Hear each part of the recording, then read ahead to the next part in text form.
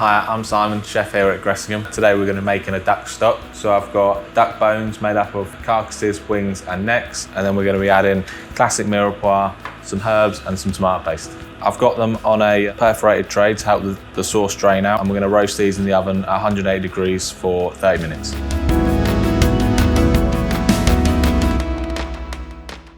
Okay, so now we've got our veg prepared. We're going to add them into our stock pot and cook that down for about 10-15 minutes, and we're just looking to start generating some colour.